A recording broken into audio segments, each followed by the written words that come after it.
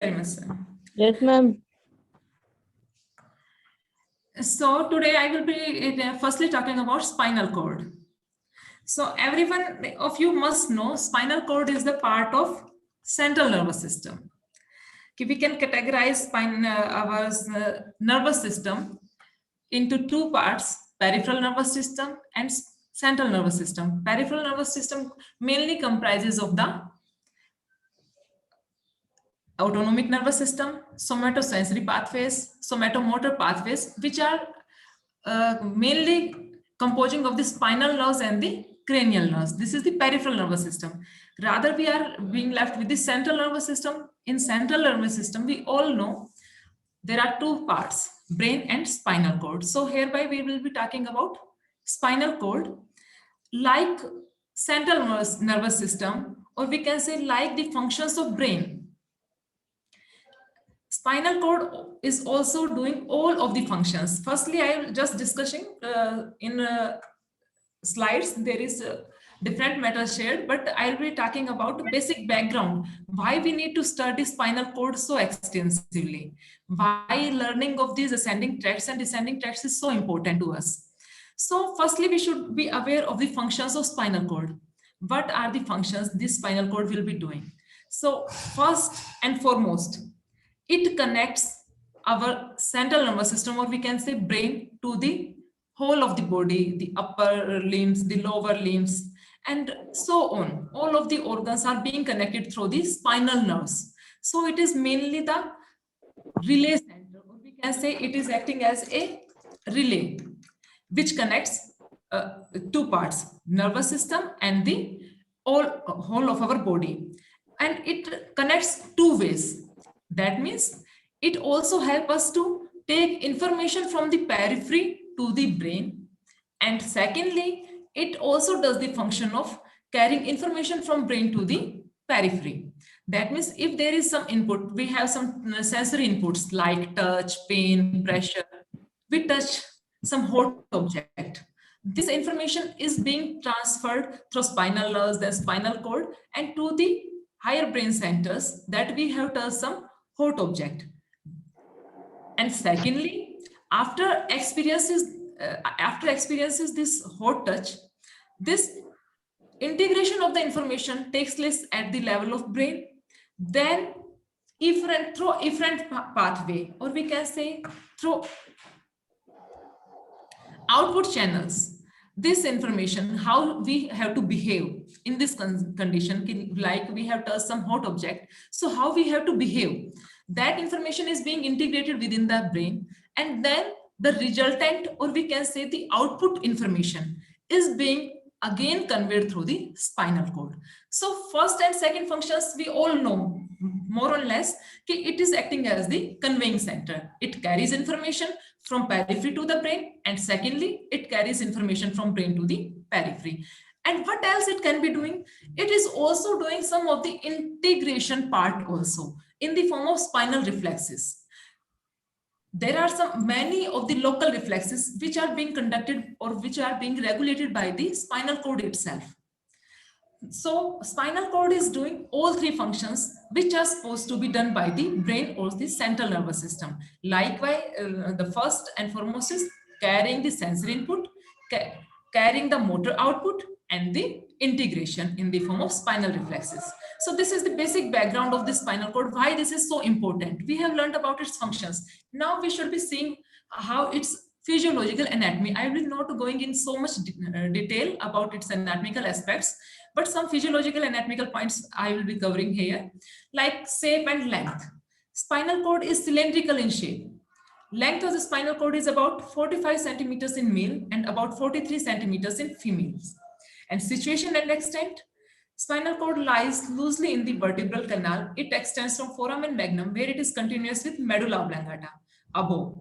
That means above lies the lowermost portion of the central nervous system, that means the medulla oblongata, and lower border of the first lumbar vertebra below.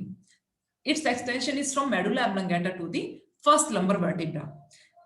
How come it is only up to first lumbar vertebra? Because the growth of the spinal cord and the vertebral column are at different paces, at different speeds.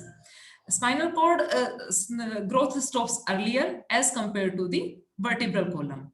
So we see this extends only up to the lower border of the first lumbar vertebra, and we still have L1, L2, L3, L4 levels in the spinal cord. Then talking about coverings, spinal cord is covered by sheaths called meninges, which are membranous in nature. Meninges are, these are the same meninges which are covering the brain also. Dura mater outermost, then pia mater and arachnoid mater. These coverings continue as coverings of the brain, and these are basically responsible for protection and nourishment of the nervous tissues.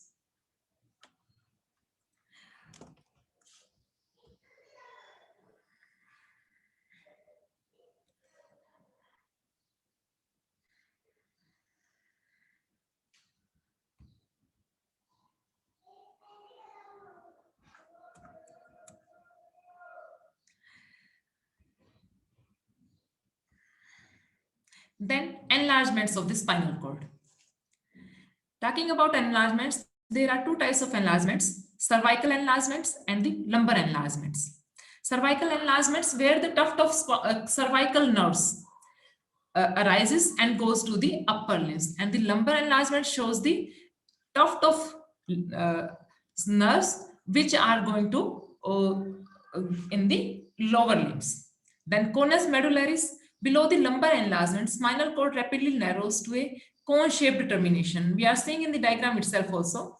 It is not, there is a conus medullaris after lumbar enlargement, tapering of the spinal cord is being taken place, then conus medullaris is being formed. Due to its cone shaped, it is called as conus medullaris. Then phylum terminal. It is this slender non-nervous filament called final terminal, extends from conus medullaris. आवाज नहीं आ रही आपकी. Yes. Am I audible? Yes, ma'am. Yes, ma'am. Yes. This phylum terminal, it is a slender non-nervous filament called final terminal. It extends from the conus medullaris, which is the cone-shaped tapering, and it extends downwards to the fundus of the dural sac of the level of second sacral vertebra.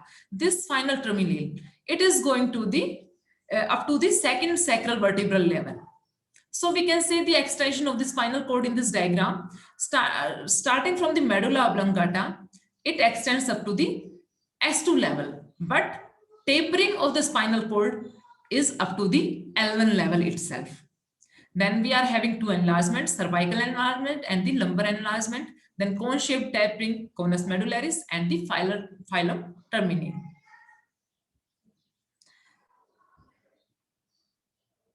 Then spinal segments and nerves. In spinal cord, we are having 5 segments and 31 spinal nerves. We all of us very well aware of this.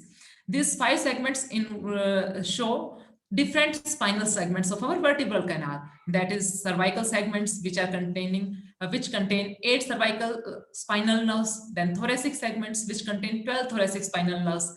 Lumbar segments, which contain 5 lumbar spinal nerves. Sacral segments, which contain 5 sacral spinal nerves. Then coccygeal segment, which contains 1 coccygeal spinal nerves. So as earlier I have said, its termination is up to L1 level. Still, it is having all the sacral ligament nerves, sacral segment nerves, 5, which are 5 in number. Then sacral segment nerves, which are also 5 in number, and then 1 more of the coccygeal spinal nerve. Then spinal nerves and roots. Now talking about the cross-sectional view of the spinal nerve. In this spinal nerve, how these spinal nerves are entering within the spinal cord. We will be talking about inside of the spinal cord later, but firstly talking about spinal cord nerves. Because spinal nerves arise from the spinal cord, we are having 2 roots. One is dorsal root, and this is the dorsal root, and one is ventral root. And each spinal nerve is formed by anterior and posterior root, through which spinal nerves arises. Each spinal nerve comprises of these, both of the nerve roots, dorsal and the ventral roots. Both the roots are present on either side. and these leave spinal cord and pass through the corresponding vertebral foramina. So these spinal nerves, all of these are going to pass through the intervertebral foramen. Then coming to the next. Then now talking about the cross-sectional view of spinal cord and talking about its own anatomy, excluding spinal nerves. Now, how the arrangement of a spinal cord is there? We have earlier said spinal cord is cylindrical in shape. It is cylindrical in shape. Definitely, its surface is not very smooth. It is not a perfect cylinder. It is having some folds, which we called as, and some depressions. Depressions, we name them as sulcus, and these fissures and sulci divide the spinal cord into two lateral halves. This posterior median sulcus, which is the major sulcus, posterior median sulcus, as you are able to see in the diagram itself also, this posterior median sulcus, it is deepest groove, we can say, or deepest furrow or deep furrow, which is dividing spinal cord into two lateral halves. Then anterior median fissure also. It is also a groove-like structure which is dividing spinal cord anteriorly in two lateral halves. Then there is anterolateral sulcus, which is just lateral to the anterior sulcus.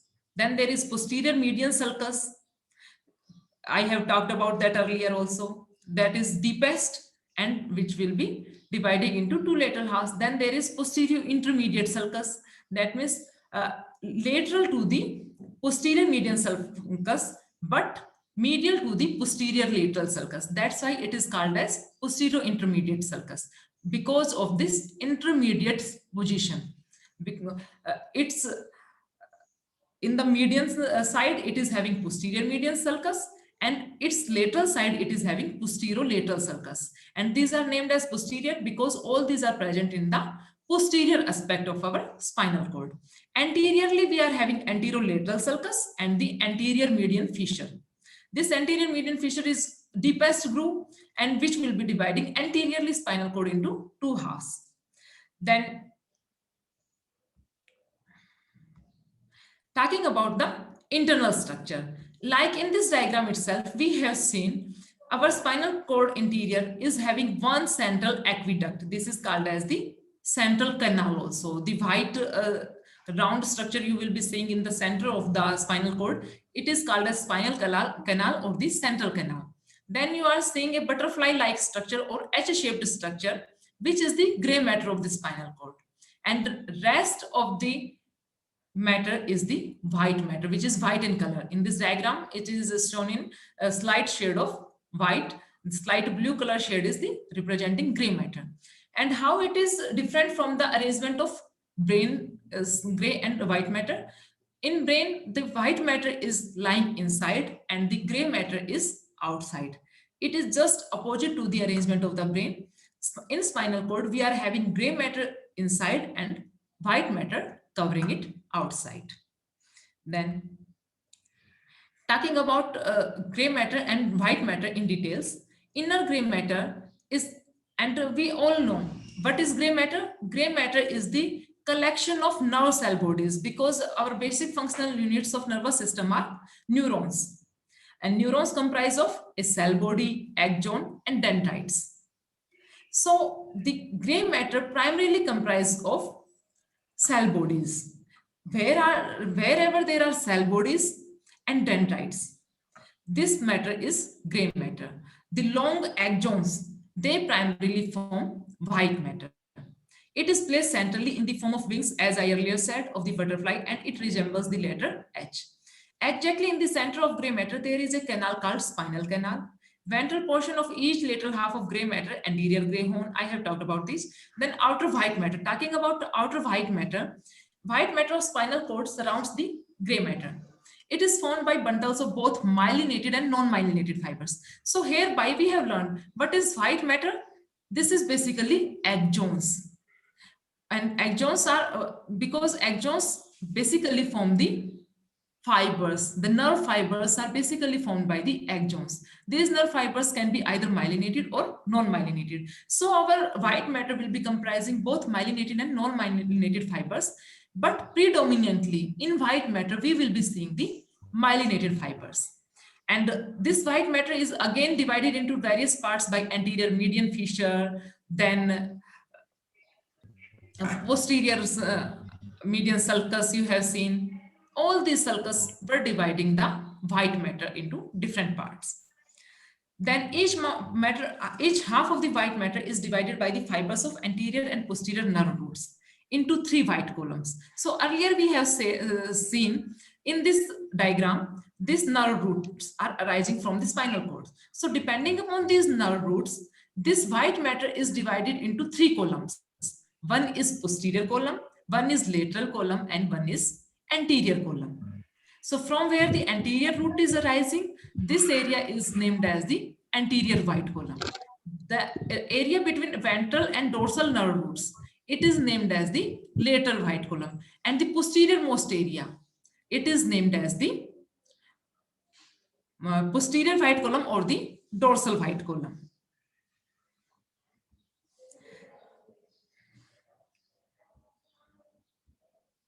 So in this diagram, again, these things have been explained. So gray matter, again, gray matter nomenclature also been given. Lateral horn is there, which is not found everywhere in the spinal cord, but this lateral horn only extends in the in the thoracic and lumbar segments. This lateral horn is specific to the thoracic and the lumbar, from where autonomic nerves arises primarily.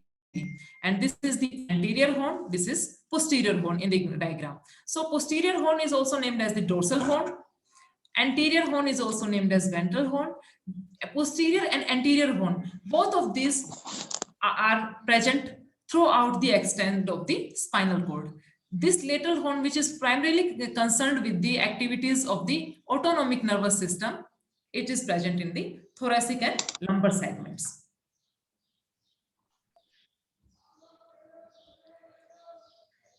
Now, talking about tracts in spinal cord, which is our topic in detail. So some things are again further discussing have been left. This posterior horn and anterior horn. Anterior horn is basically responsible for the motor activities. The anterior horn is primarily having nerve cells, or we can say nerve cell bodies, which are basically responsible for the motor activities. So any of the motor efferents which will be arising, they will be arising through this anterior horn. And this posterior horn, it is having arrangement of various cell bodies which are basically responsible for the sensory information or the sensory information receiving. So from the spinal nerves, any kind of the sensory information which will be carried here, it will be primarily carried to the posterior horn. Here, various cells are arranged in layers or columns, like chief sensory cells, marginal nucleus, substantia gelatinosa of Rolando, like these various cells which are basically responsible for receiving sensory inputs. Sensory inputs can be, which are the sensory inputs? Touch sensation, pain sensation, temperature, itch, tickle, pressure, position of our joints. All these come under the sensory informations. These informations are being relayed first to this posterior horn. From posterior horn, further they will be carried out. Then anterior horn, this is primarily containing motor nerves or the motor cell bodies. Alpha motor neurons and gamma motor neurons, these are lying in this anterior or the ventral horn. So you should be knowing, when we are talking about posterior gray matter of the posterior horn, we are talking about the sensory informations. Anytime when there will be some sensory input, this information will be relayed through this posterior horn. And when there will be any information which will be relayed to the periphery from the brain, that will be relayed through this anterior horn. So you can also remember anterior responsible for motor, AM. Anterior responsible for motor, PS, posterior responsible for sensory. So again, we can understand it differently. Posterior is responsible for sensory. That means the information from periphery is being carried. That means it is the afferent pathway. The pathways which will be taking information from periphery to the central nervous system or the higher brain centers. Then anterior horn, this is the motor or the efferents. That means the information we have received through the sensory pathways, now afferents will be from brain will be communicating to the periphery through this anterior horn. So we can understand posterior horn and the anterior horn. Anterior horn basically responsible for the motor efferents. Posterior horn is basically responsible for the sensory efferents. So you have to be aware of these terms when we will be talking about sensory efferents and motor efferents. Sensory are afferents and motor are efferents. Efferents means which are exiting the spinal cord. Afferents means which are entering the spinal cord and carrying the information to the brain. Now tracts of the spinal cord. So we can understand spinal cord tracts into two types, short tracts and long tracts. Short tracts can be named as the association tracts. That means which will be connecting the anterior and posterior segments of the spinal cord. In the brain also, all the tracts can be categorized into two forms, short and long tracts. And in brain also, the names are given the same, association tracts and the commissural tracts. Association tracts, always remember, association tracts connect antero-posteriorly. These can be segments of the spinal cord. These can be segments of the brain also. These will be communicating antero-posteriorly. So these will be communicating in the same spinal cord segment level. These will be named as the association tracts. Then commissural tracts. Commissural tracts always connect two lateral halves. Whenever there is connection between lateral halves, that means left is connected with the right. This can be understood with the brain also. Those tracts will be named as commissural tracts. The most common or most well-known example of this commissural tract is corpus callosum, which connects two cerebral hemispheres. So association tracts are there and commissural tracts are there. And long tracts, which we will be going to study in detail in respect to the spinal cord, these are the ascending tracts and the descending tracts. Ascending tracts, which are carrying information from spinal cord level to the brain, and descending tracts will be the tracts which will be carrying information from the brain to the spinal cord. As name suggests, ascending, that means riding. Descending, that means you are riding low or coming downwards. So what are the ascending tracts?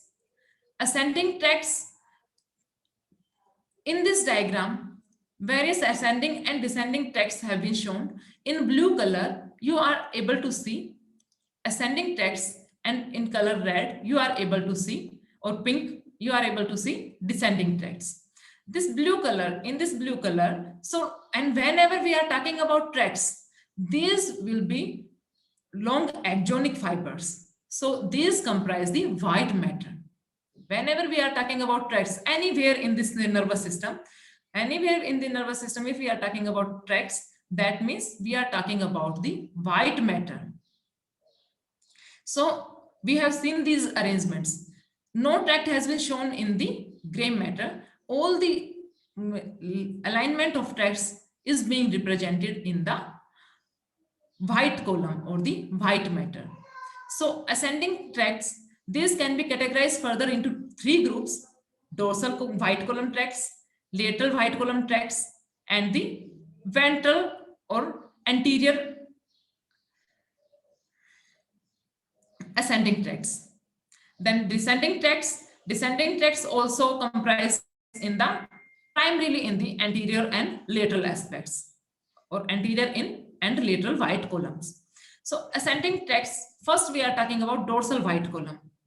Dorsal white column, we are having two primary tracts, fasciculus gracilis and fasciculus cuneatus. In lateral aspects or lateral white column, we are having most of the ascending tracts are of the lateral white column. Only one tract is lying in the anterior white column, which is named as ventral spinothalamic tract. In the lateral aspects, we are having dorsal spinocerebellar tract, ventral spinocerebellar tract, lateral spinothalamic tracts, and many more, which are not depicted in here in this diagram. So you have to understand these ascending tracts, these will be carrying information which will be sensory in nature to the brain, from periphery to the brain. Then descending tracts, these are the ventral white commissures, lateral reticulospinal tracts, lateral corticospinal tracts, rubrospinal tracts, medial reticulospinal tracts, ventral corticospinal tracts, vestibulospinal tracts, tectospinal tracts. All these tracts, these are the tracts, and you can see the naming or the nomenclature of difference in the nomenclature of these tracts also. The ascending tracts are nominated as spinocerebellar. That means spino is the initial word, spino in the prefix. That means they will be starting from the spinal levels. But descending tracts, they are having spinal in the suffix because they will be terminating in the spinal cord. They will be starting elsewhere in the central nervous system at the higher levels. They can be starting from the cerebral cortex. They can start from the reticulum. They can start from medulla. They can start from red nucleus. They can start from cerebellum. And they will be descending down to the spinal cord. So these are named like this, nominated like this. So you can see the difference. What are the ascending tracts and descending tracts? Ascending tracts, they will be having spino. If you find this is difficult to learn. Excuse me? Is any interruption there? If not, I will be continuing. So dorsal spinocerebellar tracts, these tracts will be carrying information, and their suffix will be the part of the brain where they will be terminating. Like, for example, this spinocerebellar tract, starting from spinal cord, and they will be terminating at cerebellar levels. Spinothalamic tracts, starting from the spinal cord and terminating in the thalamus. So these are named as spinothalamic tracts. And here, the nomenclature you can see, all of the tracts of descending tracts are nominated as reticulospinal tract. That means it will be starting from primarily reticular formation, which extends throughout the brainstem, and they will be terminating in the spinal cord. Then corticospinal tracts, that means primarily from cerebral cortex, these fibers will be originating and terminating in the spinal cord. So this is basic difference between ascending and descending tracts. Descending tracts are basically can be named, I'm again revising you for, descending tracts basically are motor efferents. Ascending tracts are sensory efferents.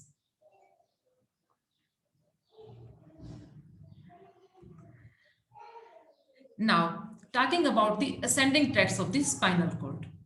Ascending tracts of spinal cord carry the impulses of various sensations of brain to the brain. Pathway of each sensation is formed by 2 or 3 groups of neurons. So one more thing is to be learned in ascending tracts. The neurons, most of the tracts will be having their neurons in the form of first order neurons, second order neurons, and third order neurons. In relaying the information, they will be terminating at different sites in the nervous system, and then they will be able to carry that information. So first order neurons, you can learn it in common, because learning all of these ascending tracts separately may be a bit difficult, but you can learn them as a whole in form of first order neurons, second order neurons, and third order neurons. How you can learn? The first order neurons will be formed basically by the nerves, which will be carrying sensory information from receptors and to the posterior gray horn of the spinal cord. Posterior gray horn of the spinal cord. Then secondary nerve, second order neurons, they will be starting from the sensory impulses from gray horn to the subcortical levels. Then third order neurons will be carrying these sensory impulses from subcortical areas, and primarily this subcortical area is thalamus. So you can understand ascending tracts formation. There is spinal nerves. Spinal nerves are carrying the information. Spinal nerves are carrying the information. In this dorsal root, there is present dorsal root ganglion. Dorsal root ganglion, the sensory nerves, sensory spinal nerves carrying information will be terminating in this dorsal root ganglion. From this dorsal root ganglion, this information will be taken to the posterior gray horn, which is basically responsible for the sensory information. In this posterior gray horn, there are lying various sensory nerve cells or sensory cell nuclei, like I have named earlier: chief sensory nucleus, substantia gelatinosa of Rolando, Clarke's nucleus. All these are lying in this posterior gray horn. So first order neurons will be formed from posterior gray horn to the dorsal root ganglion to the posterior gray horn. Then from this posterior gray horn, second order neurons will be arising, and they will be carrying the information to the subcortical levels. That means the information is yet to be reached to the cortical levels. It is not yet reached. It is in the subcortical levels, and most importantly to the thalamus. Not any other areas, but primarily to the thalamus. Second order neurons, primarily if we are talking about ascending tracts, most of the ascending tracts, second order neurons will be terminating in subcortical regions, and out of which also thalamus. Then from thalamus, and we can say from the subcortical areas, third order neurons will arise, and they will terminate in the cerebral cortex. So you can remember these ascending tracts as a whole: first order neurons, second order neurons, third order neurons. And now we will be learning each and every tract in detail. So in anterior white column, we have already seen anterior spinothalamic tract, lateral white column, which is comprising most of the tracts: lateral spinothalamic tract, ventral spinocerebellar tract, dorsal spinocerebellar tract, spinotactal, fasciculus dorsolaterales, spinoreticular, spino-olivary, spinovestibular tract. All these are present in the lateral white column. Then in the posterior white column, we are having fasciculus gracilis, fasciculus cuneatus, and coma tracts of schools. So now see what kind of sensory informations they will be carrying. They will be carrying, now we will be studying in the way the sensations they are carrying, like crude touch, pain, and temperature. So for each and every sensation, there is allotted different pathways. For touch, pain, and temperature, there are pathways which we name as anterior spinothalamic tracts and lateral spinothalamic tracts. Basically, anterior and lateral spinothalamic tracts are responsible for carrying the information of crude touch, pain, and temperature. Crude touch, pain, and temperature. So we can see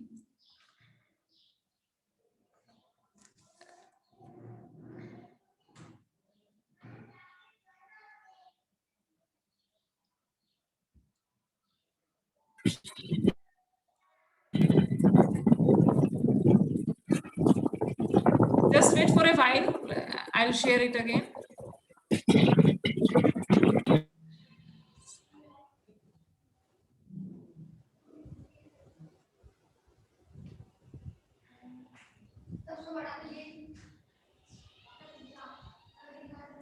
So you can say, now we are talking about ascending tracts, so we must know about the various sensations. These sensations could be crude touch, pain, temperature.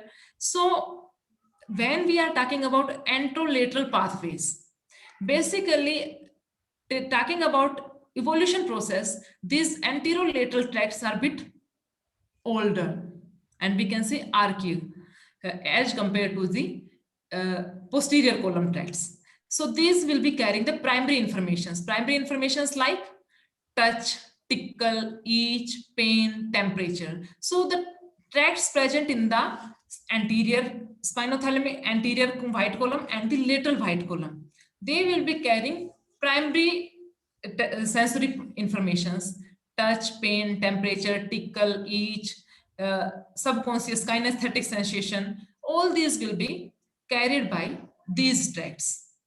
So now talking about these tracts individually. Okay, okay. खेलो बेटा, खेलो. Sorry for the interruption. Now these anterior spinothalamic tracts, these are basically responsible for crude touch, pain and temperature. These, we all know, these sensations are primitive in nature.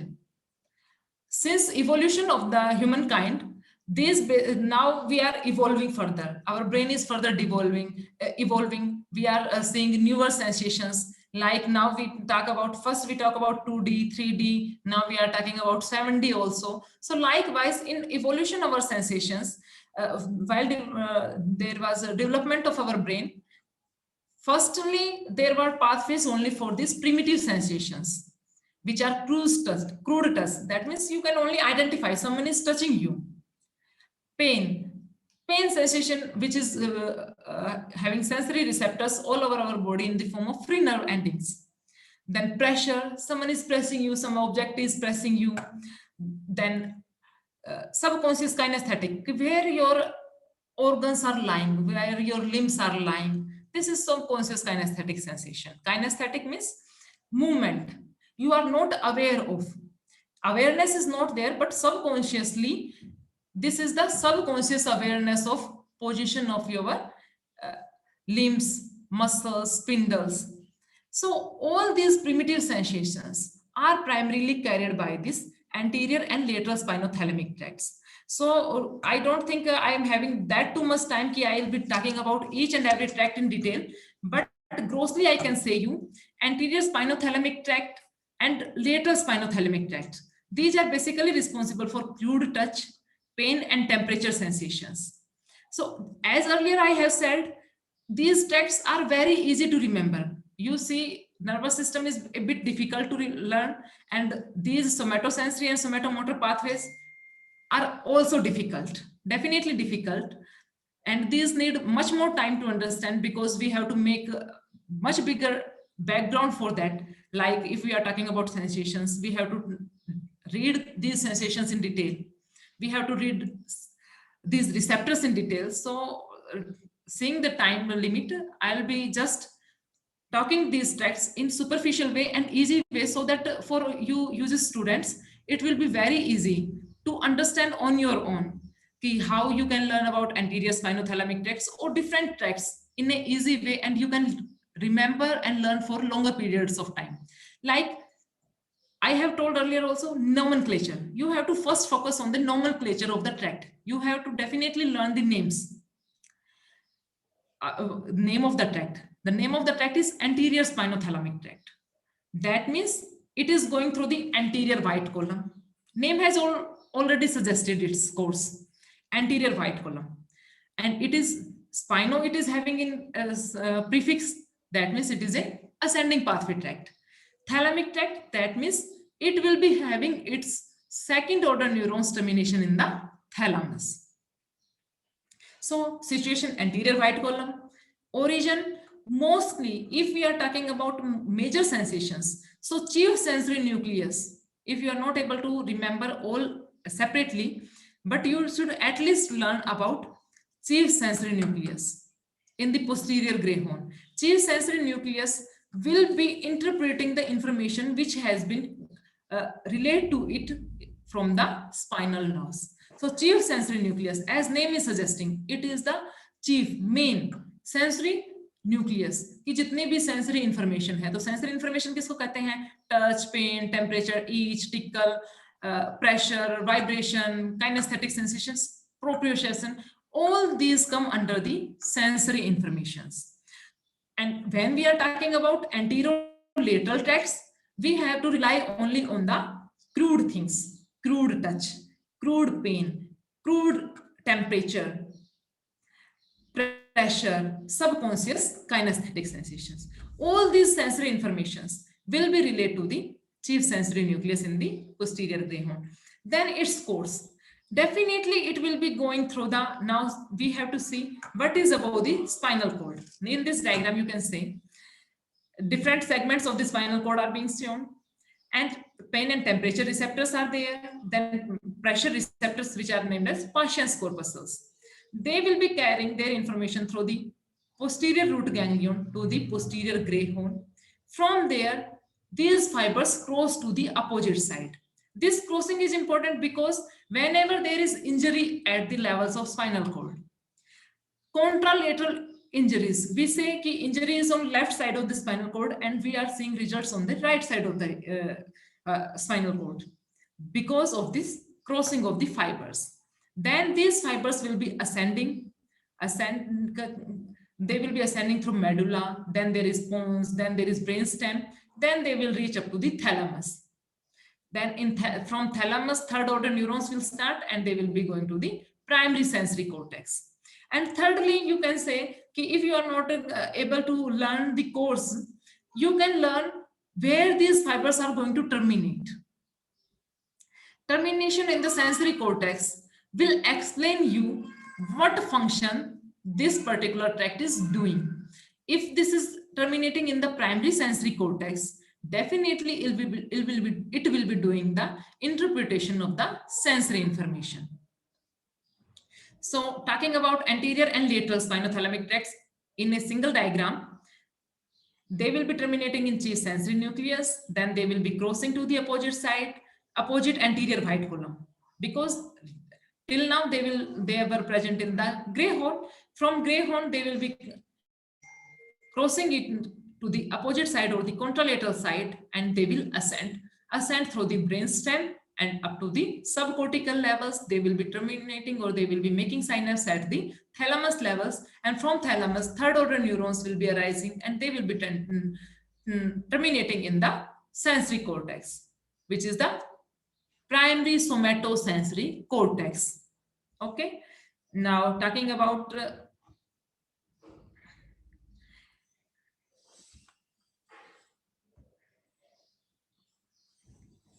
spinocerebellar tracts. So we are having spinocerebellar tracts. These, as name suggests, cerebellum, I think you all have been past your +2. So you have studied the basic function of cerebellum. Basic function is position, proprioception.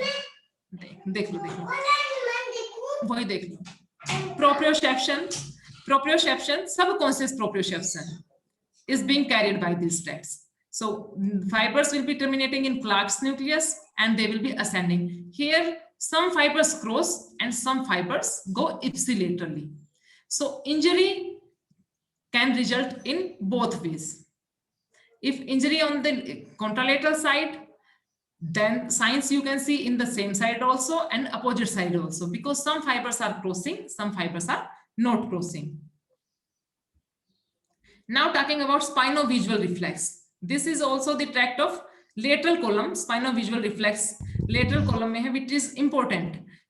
We can say it as spinotactal tract. So tactum is present in our midbrain, tactum. And these are basically responsible for the spino-visual reflex. We can understand it if we are having some visual stimuli, some source of light is approaching you, there is a tendency to turn your neck or turn your head in that direction.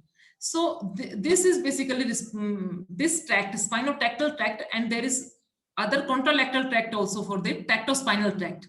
These two tracts are basically responsible for the spino-visual reflex. Whenever there is source of light, tendency to turn around or turn towards the direction of the light, this reflex is being elicited by this spinotactal tract. Now coming to the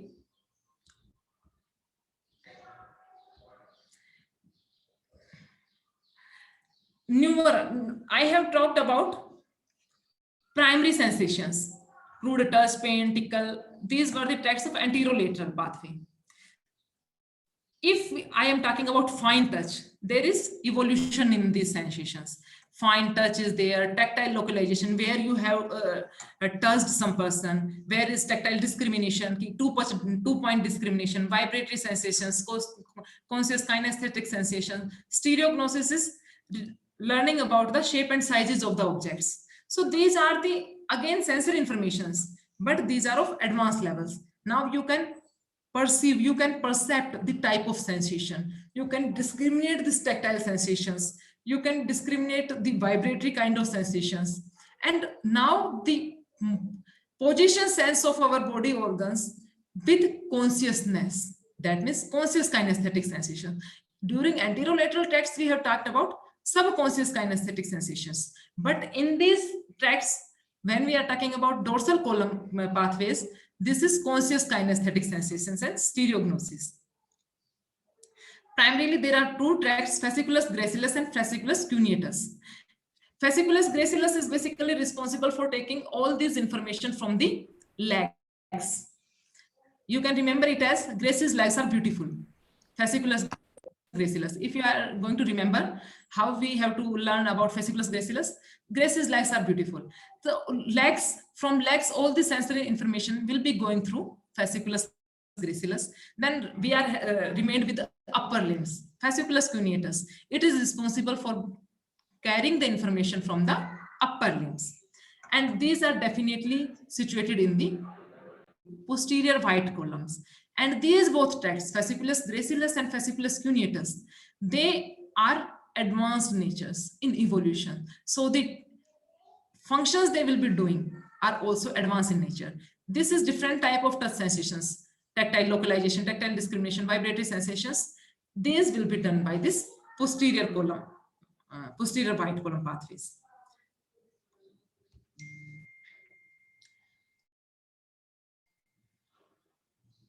You can say extent, because fasciculus gracilis is carrying information from the lower limbs. You can say this is the L1 level spinal cord. This is T1 level spinal cord. L1 level spinal cord is taking its inputs from, again, dorsal root ganglion, then chief sensory nucleus, and then this information will be going upwards. Now in the thoracic levels, this fasciculus cuneatus will start from the thoracic levels. Fasciculus cuneatus will start from the thoracic levels, and then it will extend upwards. So we can understand the difference between fasciculus gracilis and fasciculus cuneatus is that fasciculus cuneatus is not present below the thoracic segments, thoracic segments, and the lumbar segments. Just wait for a while. Sorry for the interruption.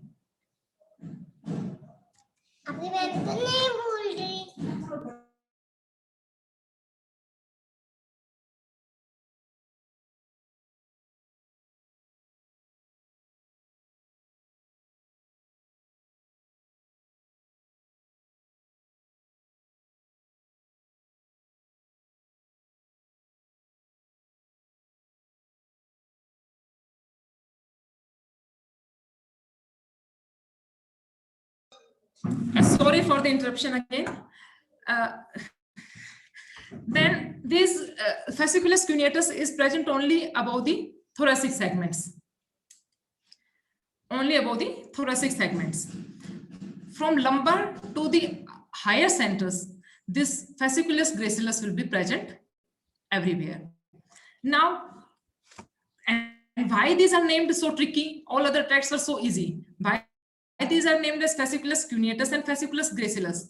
Because their second order neurons or their first order neurons, they will not terminate in the posterior gray horn, rather they will terminate in the nucleus cuneatus and nucleus gracilis, which are present in the medulla. There they will be terminating, and from there second order neurons, they will go up to thalamus, and third order neurons to the sensory cortex. So you can see, and these also make crossovers. But they cross at the brainstem level. From after making their second order neurons, they will be crossing to the opposite side, and then they will be going to the thalamus, And from thalamus, third order neurons will be arising. So this is about your posterior white column pathways, which are fasciculus gracilis and fasciculus cuneatus. Fasciculus cuneatus, you can say, takes all these sensory informations, advanced sensory informations of the upper limbs, and fasciculus gracilis takes all these information from the lower limbs. So while reading any of the tract, you have to learn about what is the function of this particular tract, what is the course, and it is crossing or not crossing. In context of ascending tracts also, only ascending tracts, because when we will be studying descending tracts, all those are very diffused in nature.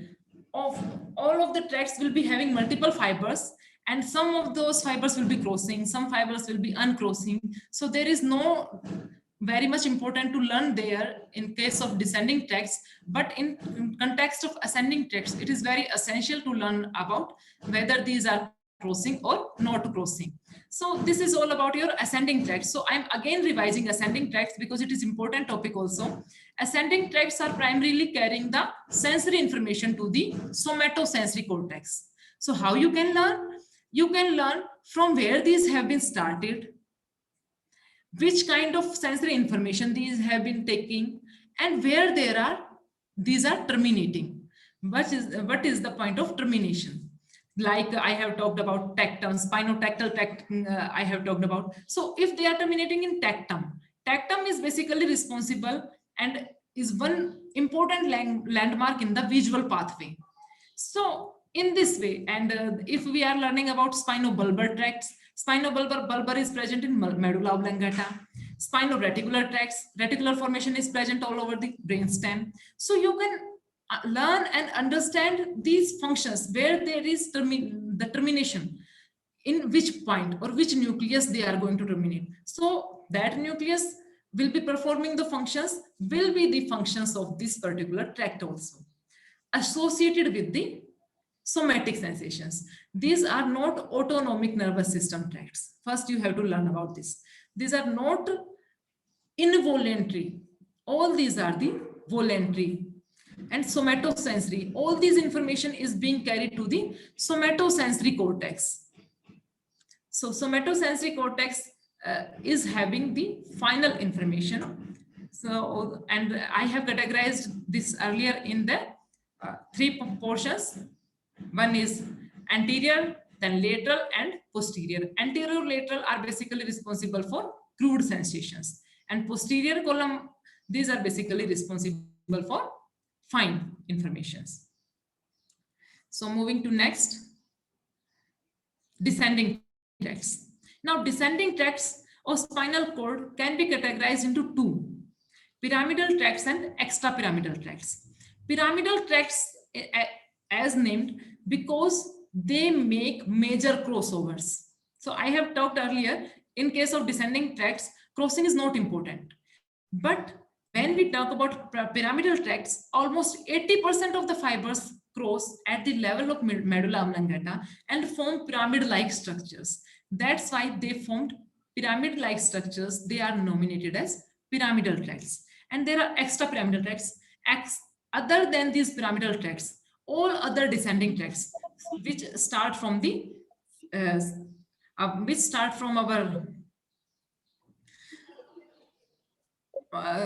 sensory cortex or motor cortex, they will be descending through this extrapyramidal tracts. Then now listing or the nomenclature. So nomenclature is very important in case of learning and remembering these tracts, like anterior corticospinal tracts, lateral corticospinal tracts. That means they will be starting from the cortex, our cerebral cortex, from the motor areas, because these descending tracts are the motor efferents. These are carrying the motor efferents or the motor information, which is relayed by our cerebral cortex to the periphery. How we have to act? I am giving you an example. I have to pick a pen from the table. I have to pick a pen from the table and write on a notepad. So first, there is a thought generated in my brain that I am supposed to pick a pen from the table. Now I'll be seeing where I can understand this spinal cord function. You have to understand this will be comprising both ascending and descending pathways. This example. Firstly, I should be aware of location of my joints, muscles, tendons in respect to that pen. That is the sensory information. I have named it as proprioception, kinesthetic sensation. Kinesthetic sensation is movement. Now I am moving my hand to pick the pen, how my hand should move, what is the position of muscles and tendons. This is the sensory information. This primary sensory information will be related to the cerebral cortex, the sensory cortex. Now sensory cortex and motor cortex are lying adjacent to each other. Sensory cortex and motor cortex. Sensory cortex is in temporal lobe and motor cortex is in frontal lobe. Now, this information is being shared with the motor cortex. Now, motor cortex will make decision how the muscles should be moved so that pen can be easily lifted.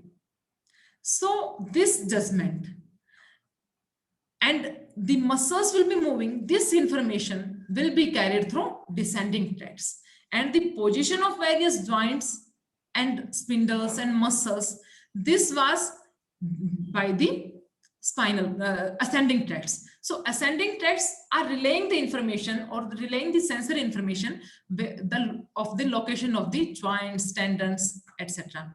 And the motor efferents, they are executing the function, how we should uplift this pen, how our movement should be executed. So descending tracts, and these are being categorized into pyramidal tracts and extrapyramidal tracts. So pyramidal tracts again categorized into two: anterior corticospinal tracts and lateral corticospinal tracts.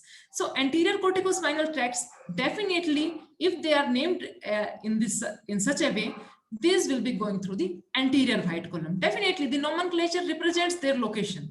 Then lateral corticospinal tracts, they are present in the lateral white columns. Then extrapyramidal tracts, other than these pyramidal tracts, all other tracts, median longitudinal fasciculus, anterior vestibulospinal tracts, lateral vestibulospinal tracts. So these are named depending upon the site from where these are originating. So vestibulospinal tracts, they are taking their origin from the vestibular apparatus, and then the information will be carried through the spinal cord. Then reticular formation, tecto, again visual pathway, rubro, red nucleus, oliviospinal, olivary nucleus of the medulla. Now talking about the pyramidal tracts, which are very important, because right now you may not saying the significance of learning is of these tracts, but these will be quite significant while learning the nervous medicine. When you will be learning in medicine subject, you will encounter all these terminologies: pyramidal tracts, upper motor neurons, lower motor neurons, or the ascending tracts, which tract has been injured, where the anomalies presentation, how will be the presentation of the anomalies. So you have to learn about this first in physiology.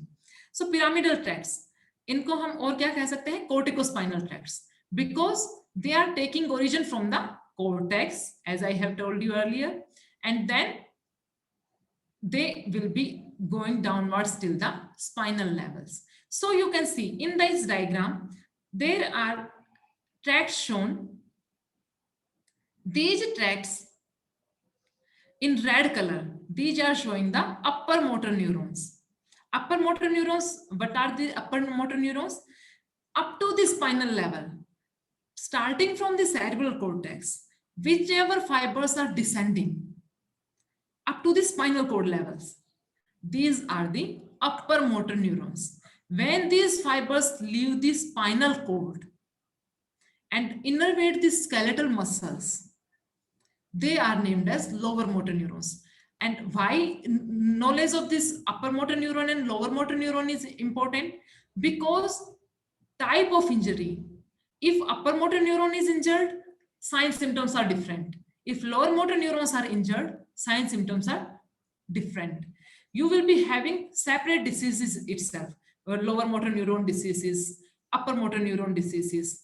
So you should be aware what is the upper motor neuron disease or upper motor neuron. What is upper motor neuron? Then disease you will be definitely knowing. So upper motor neurons are the descending or the efferent neurons which are starting from the cortex and extend till the spinal cord. All these are named as upper motor neurons. Then when the these fibers or the motor neurons leave the spinal cord and innervate the skeletal muscles, they will be named as the lower motor neurons. Now pyramidal tracts, these were the first descending tracts to be found.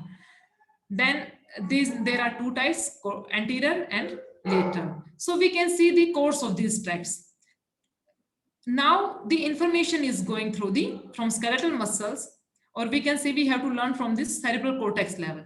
From cerebral cortex, the motor information is relayed down through these tracts.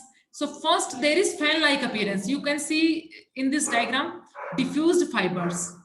This is called as corona radiata or the fan-like appearance.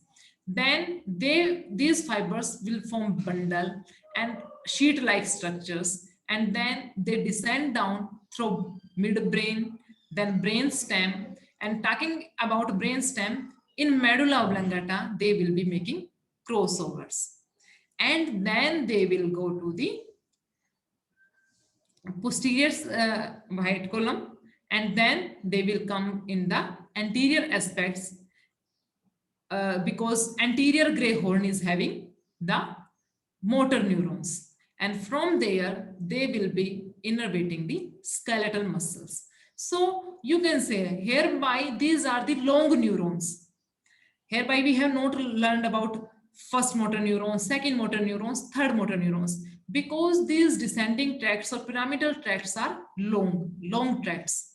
These are the projection tracts which connects the brain to the spinal cord.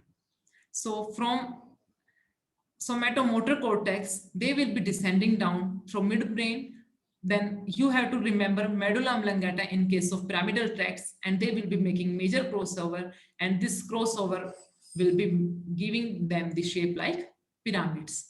And then through contralateral side, and they will be entering the anterior white column or the lateral white columns, and hence named as anterior corticospinal tracts and the lateral corticospinal tracts.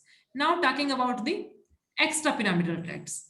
So extrapyramidal tracts, and now what is the function? So all of the voluntary movements of the upper limbs or lower limbs or in our body, whichever movement is there, all is being controlled, all is being regulated by these upper motor neurons. These pyramidal tracts are responsible for all the voluntary movements, because we are learning the ascending and descending tracts of spinal cord, and more primarily about the somatosensory and somatomotor pathways. So these are somatic in nature, that means these are under voluntary control. So any kind of the voluntary movement we are making through our limbs, either it can be upper limb or the lower limb, all these are being done by these pyramidal tracts. Now talking about the extrapyramidal tracts. So extrapyramidal tracts, I am not able to teach one by one because we are having left with the cerebral cortex also. So we can see the functions only. If we are talking about median longitudinal fasciculus, it is named as median longitudinal fasciculus because it is present in the medial aspects. And secondly, it is present in the posterior part of the anterior white column. And its origin is extensive in nature, multiple points of origin: vestibular nucleus, reticular formation, superior colliculus, interstitial cells of Kegel. These are doing different functions. So basically, if we are having here superior colliculus, we are having here reticular formation, we are having here vestibular nuclei. So we are very aware vestibular nuclei Vestibular nucleus is vestibulocochlear nerve, we know. Auditory nerve also we say name it as conclude, auditory please. nerve. Dr. Sarika This is vestibular apparatus is basically responsible for balancing. Sarika ji, conclude, please. Reticular formation is basically responsible for our awareness. Superior colliculus, I have told about tectum, not superior colliculus. It is also a major landmark in the visual pathway, superior colliculus. So all these are basically related to the balancing of our head and neck. When there is movement of head and neck, because vestibular nucleus is there, so vestibular nucleus, it is basically responsible for maintaining equilibrium, balance. Its functions are such. So whenever we are swinging, we are sitting on some. Dr. Sarika ji. Hello. ठीक है.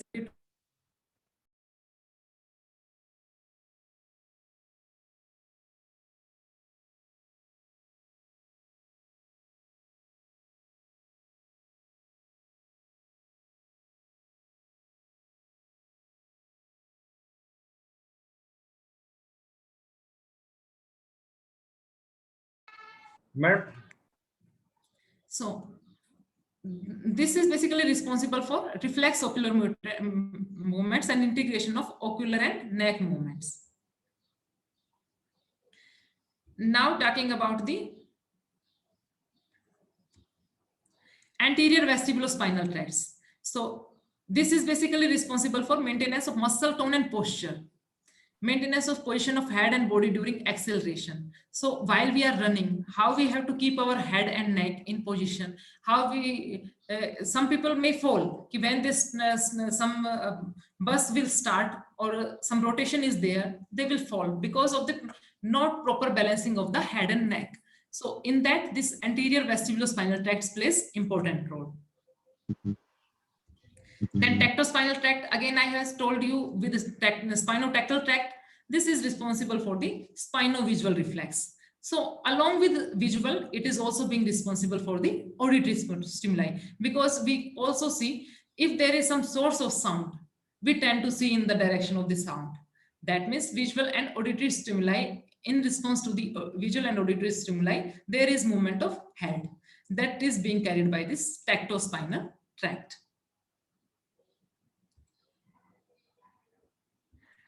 Then rubrospinal tract from rad nucleus, and function is flexor muscle tone.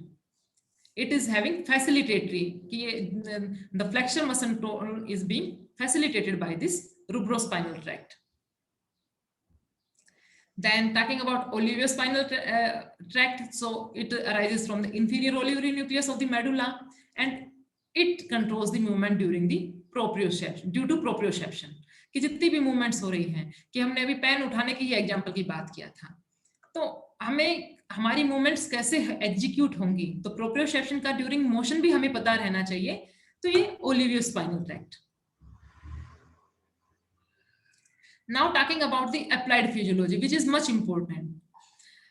I know learning about these tracts is very boring and takes intense brain work also.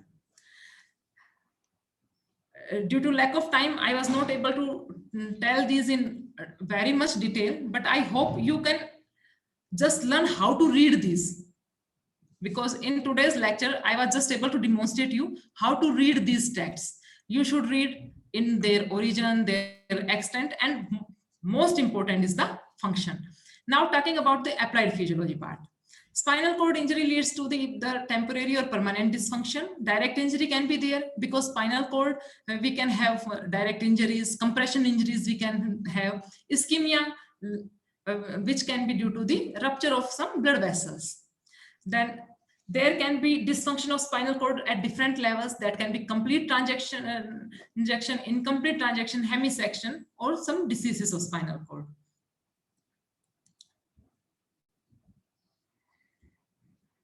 So if complete transaction of the spinal cord, there will be definitely complete loss of sensations below that level, if there is complete transaction.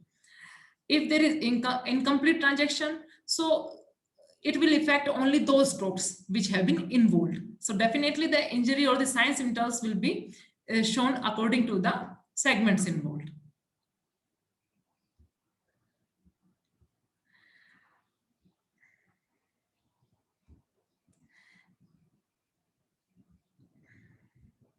Then talking about the diseases of the spinal cord, syringomyelia, spinal cord disorder characterized by the presence of fluid.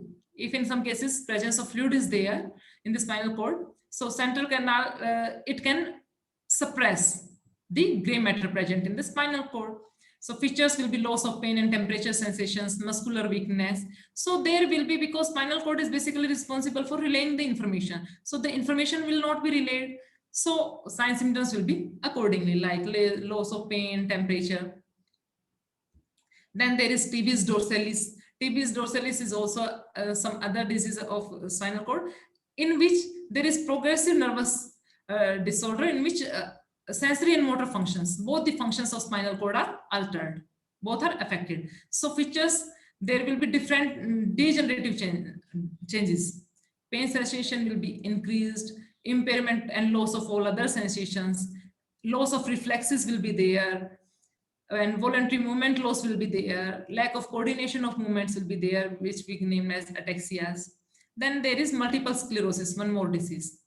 Chronic and progressive inflammatory disease characterized by demyelination in brain and spinal cord. Initial symptoms, we can see mild disturbance in sensation of face, arms, legs, and weakness and disturbances in maintenance of posture, double vision, partial blindness can be there, or other symptoms can be there, because this multiple sclerosis involves multiple organs. So signs and symptoms will be accordingly. In this, myelination of the nerve fibers is affected. There is proper nerve conduction, here is impaired nerve conduction. And we can see sign symptoms at different places. We can see at the level of eyes, in brain, mouth, digestive system. So we can say in multiple sclerosis, not only involves spinal cord, but all other organs also. Then herniation or disc prolapse. Most of the cases presenting in our OPDs are primarily of this herniated disc or disc prolapse. So due to abnormal posture or prolonged compression injuries, there can be compression of the single spinal nerve root that can also lead to pain, sensation loss in that particular limb, or numbness in that particular limb. So this can be there. Thank you. Thank you once again. It was students, I will like to say you, it is bit difficult topic, but if you go through proper studying and proper direction, like if any terminology comes, if comes sensory, so you have to read about all the sensations. If there is some term sensory receptors, so only then you will be able to learn these pathways and functions of each and every brain. So ascending and descending tracts will be learning, and remembering will be very easy if you will be aware of all these terminologies. So I will suggest you to further read and don't get panic with this difficult content. And I hope for the best. You have learned well. Thank you for your hearing. Thank you, ma'am. Thank you, Sarika.